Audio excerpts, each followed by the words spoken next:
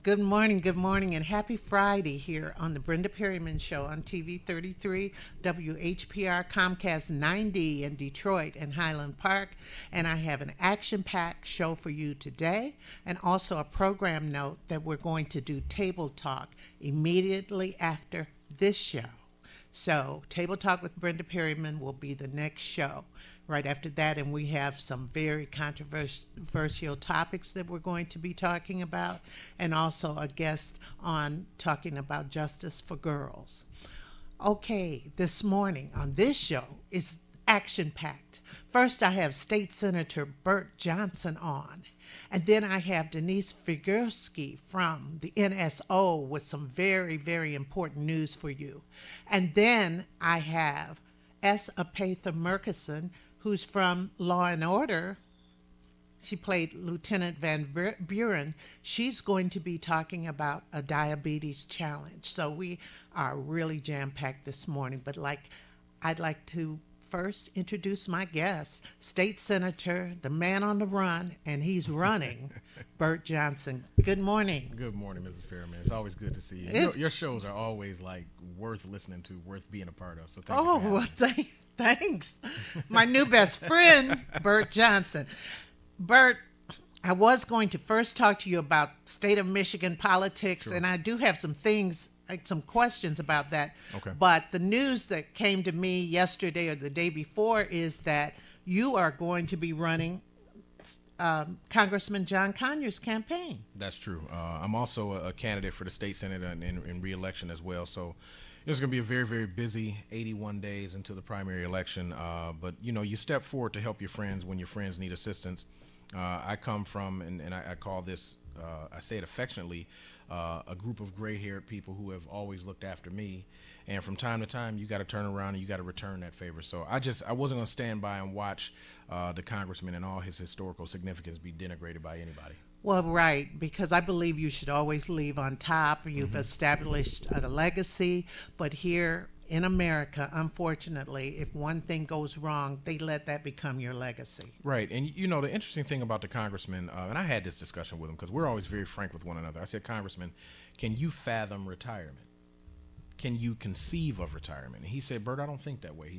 He told me a story about an old friend who was a colleague who served out of Indianapolis. He said they took a walk down the hallway in the Capitol one day, and he said, John, these old shoes just don't fit no more. And that was his way of saying to his friend, John Conyers, that he was going to be retiring. He said, Bert, when that time comes for me, I'll acknowledge it. He said, but frankly, I still like to work and I want to do the work. And from an ageism perspective in America, we have a problem sometimes in sort of snatching something from someone who still wants to do it. Now, the question is always, are you fit for duty? And are you prepared with a vision? Vision is often fortified by faith. And Mr. Conyers still has both.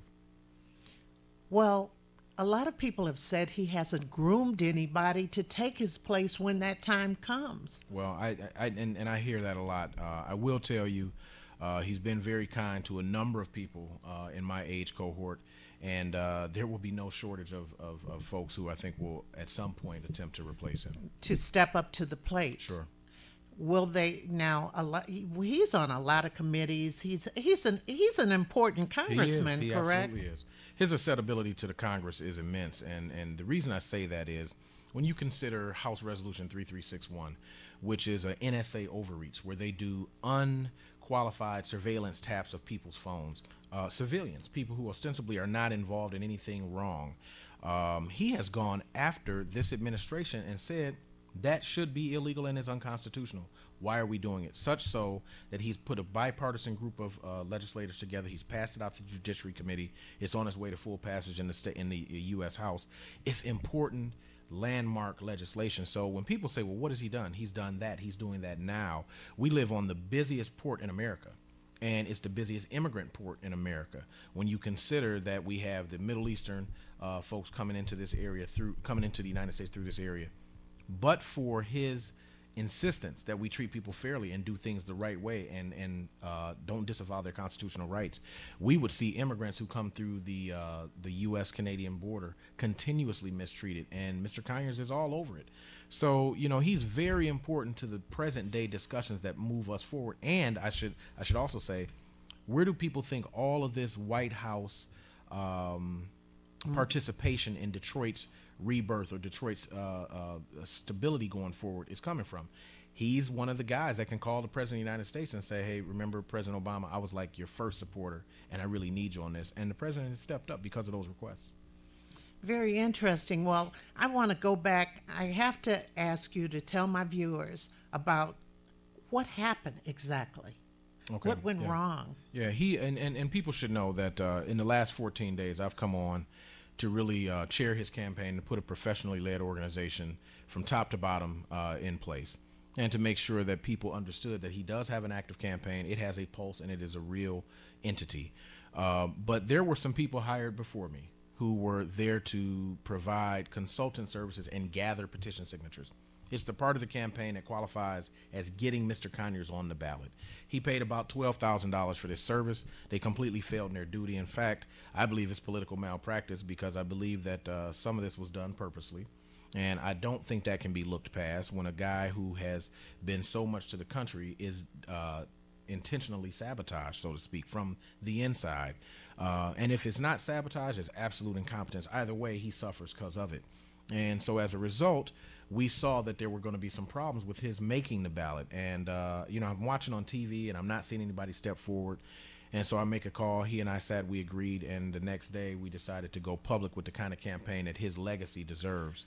Wow. Well, will he be speaking? Because I know everybody else has been talking. Right. Will he be speaking? Yeah, well, he's going to do an exclusive this weekend that should be written in the newspaper. I'll save the name of the actual columnist that will be writing it, but it's a person you know well. And he will be doing a television exclusive probably later next week with somebody in this region who's probably, and I'm probably going to give it away, but it's the person who's going to be doing the exclusive on the behalf of Mr. Conyers is probably the most noted, the most significant black political figure of our current time related to the judicial system. And so that person is going to sort of set the climate, if you will. I could guess who that is. I could kind of guess who that is, but I won't say. But do you think that, okay, he's running against Sheffield, Horace right? Sheffield, yes. Horace Sheffield. And Horace Sheffield is starting to talk about his campaign. I know he's out Southwest Detroit. He's going around and everything. Right. And he's speaking. Mm-hmm. He's kind of, he said a few words about what happened and everything. All I'm just saying, it has to be a fair fight. Absolutely. Absolutely. It's got to be a fair fight that's stocked with facts, that's stocked with information, and it's substantive. Even in my own campaign as a state senator, and we'll be taking that campaign to the streets this summer, people need valuable information. They need to know that the folks that they're electing can actually do jobs and can actually bring things back. We're not in a position in the city of Detroit, Highland Park, Hamtramck, Harper Woods, or any of these impoverished or highly challenged areas to really have folks not doing the job but taking the check. Our needs are too grand, and in my mind, we just ought to be about our business. Now, we have Mr. Walters on the line. Good morning. Good morning. How are you today? Just fine, thanks. I called to say when he said, what has the congressman done for us? And he's put a bill together. It's called the Full Employment Training Act, H.R. 4277. Are you familiar with it? I am. Very. And they want to get him out of here before that money gets ready to be spent to be conducive for our youth to get 21st century training skills for a computer literate design workforce for the 21st century. This money's coming there. If they get rid of him, we won't get it. And, of course, the money for reparations. Reparations? The reparations bill. You know reparations, Ray? The reparations bill. Yeah, I know what it is. I'm wondering if that'll ever go through. Can you turn your television down? I'm sorry. Okay, I'm getting feedback. Yeah, I'm very familiar with what Mr. Walters is talking about. You're breaking up, and I do have the television off. Oh, okay. Can you hear us? I just heard you now. Okay. I'm very familiar with what you're talking about, Mr. Walters, with respect to dollars that are coming into the state from the Fed. And let's play connect the dots a little bit here. When you hear Congressman Conyers talk about dollars that should be appropriated to deal specifically with training and retraining efforts to put our people back to work in the Humphrey Hawkins Full Employment Act. What you're really witnessing is him asking and then seeing the president responding by sending in specific dollars. Right now, there's a $500 million grant that comes into the state of Michigan, just for the state of Michigan, from the Fed that allows us as a group of training co-ops to really tap into that. So who am I talking about? I'm talking about Laborers Local 1191. I'm talking about Goodwill Industries. I'm talking about the U Snapback program.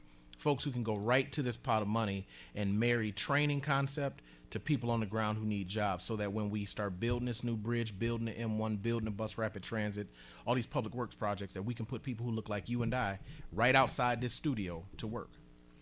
Okay. Thank you for your call. Now we have Mr. Amos on the line. Good morning. Ms. Perryman and Senator Johnson. Hi. Good morning.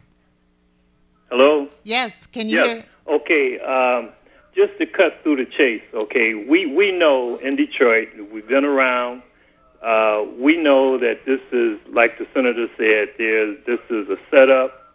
The congressman was sold out. So here's the thing. When you apply critical thinking to this issue, we need to be looking at the people who are not talking. Right. Those are the people that's behind this scheme, okay? That's right. We need to gear up for Conyers write-in, and because of what has happened, we should not be voting, as supporters of Congressman Conyers, we should not be voting to support his Democratic opponent. And Senator Johnson, please give us a contact number where we can send our money in to help the congressman. And if you have a schedule for fundraisers leading up to the election, will you please give that out? My number is 313-399-8290. I want to support you and the congressman, and I already gave your office through your website, or I already left my voicemail and my email. Okay, I appreciate that. So let's get busy, man. He's got into what, June 6th? Let's get busy. I agree with you. Let me give you a telephone number for the campaign itself that will patch you into all sectors of what this campaign is going to be about. It's 313-915-0129. That's 313-915-0129. And thank you for your call, Mr. Amos. Thank you very much. One quick question. I have to go to the state of Michigan really quick. Sure. What about this? They're talking about this rise in the minimum wage. Can you just speak on that real quick? And then we have Theo. I introduced a bill 2 years ago to raise the minimum wage in 6-month increments by 50 cents each, and then index it to the cost of inflation. Or the consumer price index. And what we saw was a ballot initiative spring up where we've gotten a couple 100,000 signatures gathered across the state of Michigan by way of just going to talk to people from a grassroots perspective. We know that making $7.40 an hour, and even if you're getting 40 hours a week, you're just not making the ends meet if you're raising a family. And in the state of Michigan, that amounts to living in high poverty. And so people are working to stay mired in poverty. We know we need a minimum wage increase. What the Republicans did in a very disingenuous way was they introduced a bill to get rid of the entire act that governs the act that the petition gatherers are trying to affect by going to the ballot in November. The governor is definitely afraid of it because it is a huge draw for people to come out and vote for it. Across the country, the raise in the minimum wage is a very, very popular issue. It polls at about 70% here in the state of Michigan, so he knew he would lose. The Republicans introduced this bill to get rid of the act and, frankly, thwart the petition or the ballot initiative itself and give a 35 to 40 cent raise in the minimum wage. What we did yesterday was we took the power away from the Republicans by getting a bill that moves it at least to $9.20 by 2017. But here's the important part. Because it's not the $7.40 to $9.20. It's a few more dollars, but it's not enough to raise anybody out of poverty. We got it tied to the consumer price index by 2017, which is 2.5 years away. That is a major, major victory. That's something Republicans just philosophically are opposed to. But what ultimately happens is we still preserve an opportunity that when they kill the initiative for this year in a presidential election, we can go back at the petition again, and we've got something in the meantime. Okay, thank you. We have Theo on the line. Good morning, Theo. Happy Friday to you. Well, thank you. Happy Friday to both of you. Good morning, Theo. I don't agree with that, because what's important right now is getting Snyder out of office. I agree with you. Understanding is that our Democratic representatives in the Senate voted for this, so it has to go to the House of Representatives. Right. Is that correct? That is correct, but let me recalibrate it just a little bit. The Republicans, if we did nothing to get a few more pennies into that minimum wage, they were going to kill it without our votes.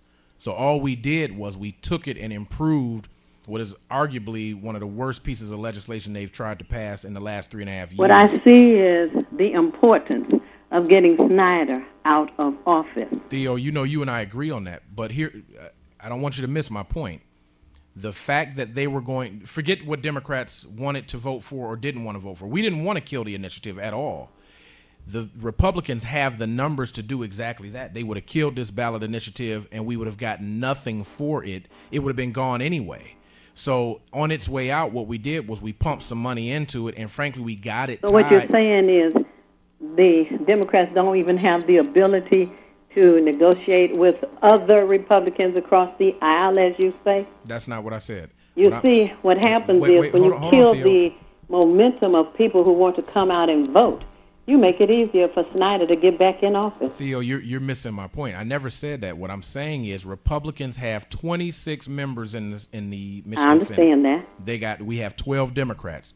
Mm-hmm. They don't need us to pass a bill.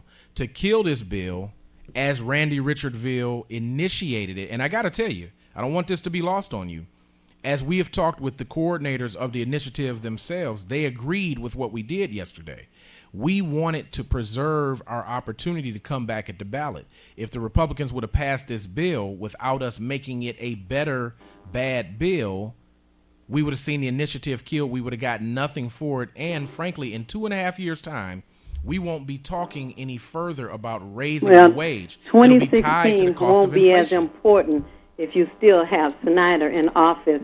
And if what you say is true, I'd like to hear from those who did get enough signatures to put this on the ballot. Oh, yeah. Dave Woodward will corroborate that. Frank Houston will corroborate that. Mothering Justice will corroborate that. And frankly, I've been talking to people on the ground. I've been a part of D15's march, the Good Jobs Now marches, and the Raise Michigan march. I was at a rally this morning, and I'm going there when I leave here. I'm truly suspicious of what is going on, and I hope that the House votes it down. The bottom line is getting Snyder out, one step at a time. If he gets back in, Detroit is going to hell. Theo, is there any doubt in your mind that I don't know that Rick Snyder needs to be not my governor January 1st? Theo meant that. I understand, but see, that's the inner machination of what's happening in Lansing. And I always tell people, don't aim your gun at the people who are on your side. We can't be dying by friendly fire. The Republicans were going to kill this initiative outright anyway. All we did was take away some of that punch, give our residents who are working for these paltry sums a couple more dollars, and give ourselves an opportunity to go back at the ballot in the coming cycle. But I want Governor Snyder gone just as well as anybody does.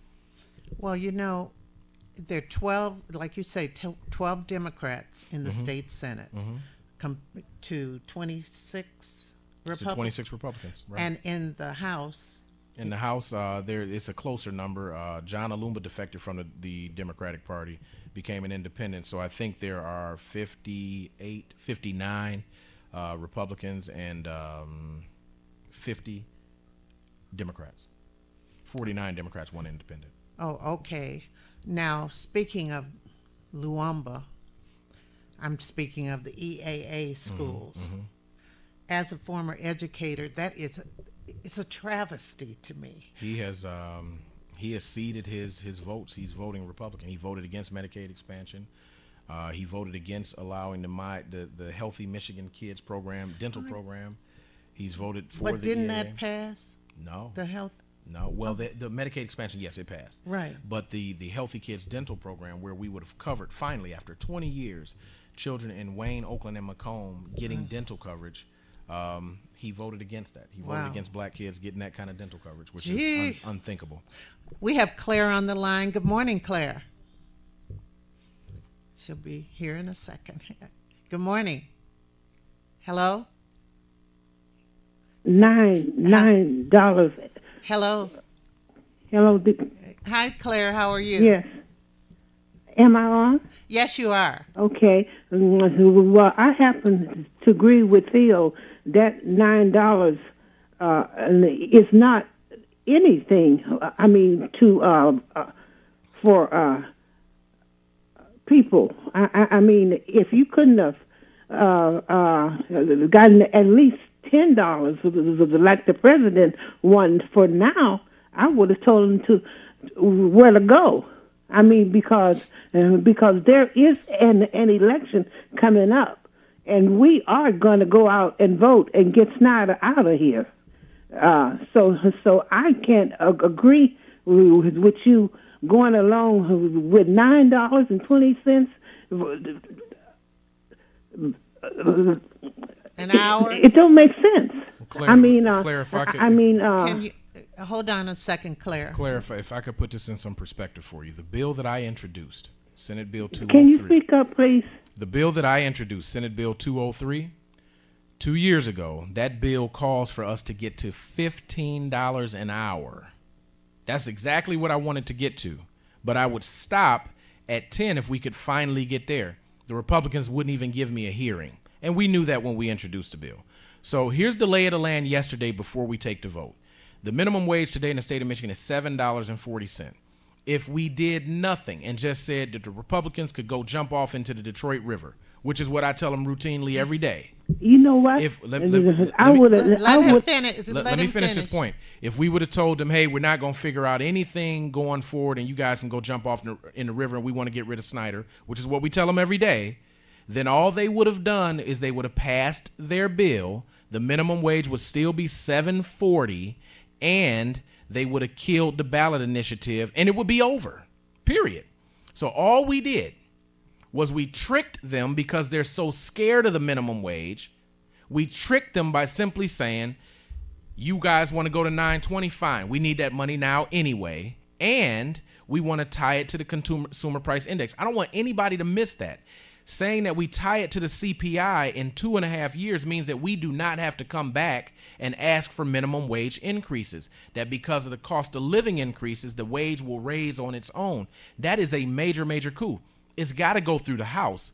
We'll see what happens. But I also want you to understand that the people responsible for the ballot initiative agree with this strategy because they know they would lose if the Republicans just passed a bill. It's very important, Claire, that people like you actually talk about that part of it because it matters. People know what the Republicans are. Okay. A strategy is to stand up and fight and say, no, I'm not going to vote for this. You can make them. I mean, that's what's wrong now. You're always giving in to the Republicans. Claire, we have to stand up and say no. A little more to it than that. We didn't give in, Claire. And Claire, thank you for your call. We have a lot of calls, and State Senator Johnson doesn't have a lot of time left on this segment. Thank you so much. We have another call. Good morning, caller. Good morning. One of my concerns, or my biggest concern...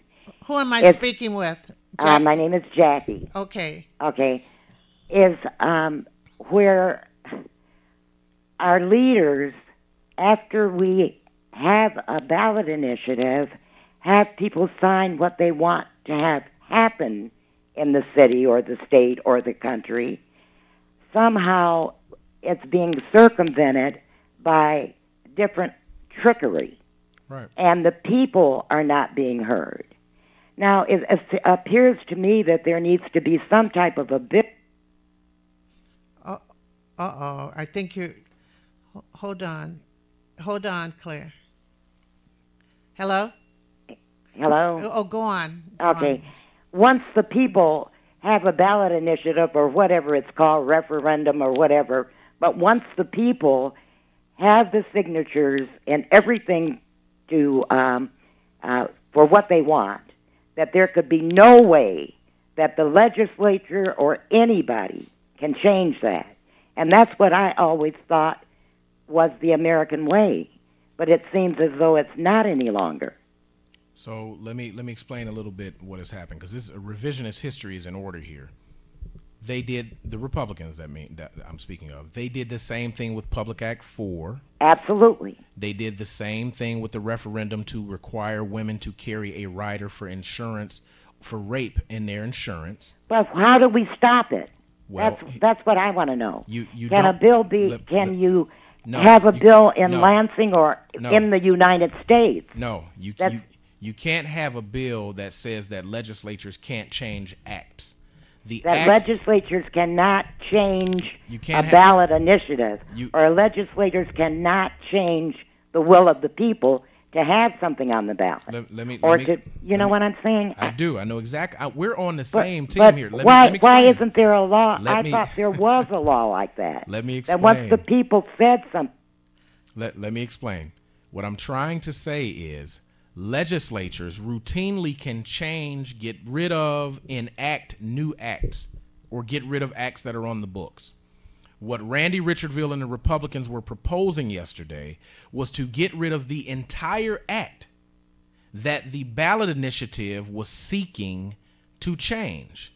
If the act no longer exists, the people are going to the ballot on an initiative that won't be relevant. It won't even count. So all that Democrats did, and I don't want people to confuse what Democrats do and what Republicans do. What we have been doing in fighting this regime for 3.5 years is trying to keep them honest. They change the rules every time it doesn't benefit them. And what they were set to do yesterday, we thwarted in some ways by putting that CPI in and getting almost $2 increase that now has to go to the House for debate. And the people what do you think is going to happen in the House? And in the House, they're going to fundamentally change it. And it may or may not pass. But I believe that because the Republicans are scared of a ballot initiative, they will continue to try to get rid of the act itself so that there won't be an initiative in November. Well, I'm going to ask you a quick question because I know you have to go in a couple minutes. Why do people constantly vote against their own interests? That's a great question. And if they're not voting against their own interests, they're staying at home against their interests. There are more Democrats in this state. There's no way we should have elected a Secretary of State, an Attorney General, a governor, a Supreme Court, a Court of Appeals that were all Republican. We're getting slaughtered in these midterm elections. But every time the rock star and President Barack Obama's on the ballot, we show up and show out. But I got news for folks. He's never going to be on the ballot again. Never. So we got to decide that each of these elections, although sometimes personality driven, should be substantively driven by people who are actually worth their salt and worth voting for. Otherwise, we're going to keep getting messed over. And I don't like losing. I know you don't. I know you're very competitive. You don't like losing. Give the number again for John Conyers' campaign. 313-915-0129. Now give the number for Burt Johnson's campaign. 313-549-8243. I'm sorry we didn't have longer, and I know you have an engagement. I have another guest, and you got to come back. Thank you. I will. You got to come really back. I didn't even ask you everything I wanted to ask you because I enjoy breaking news. I was so surprised. As always. Everybody will be back in a moment. Stay with us, please.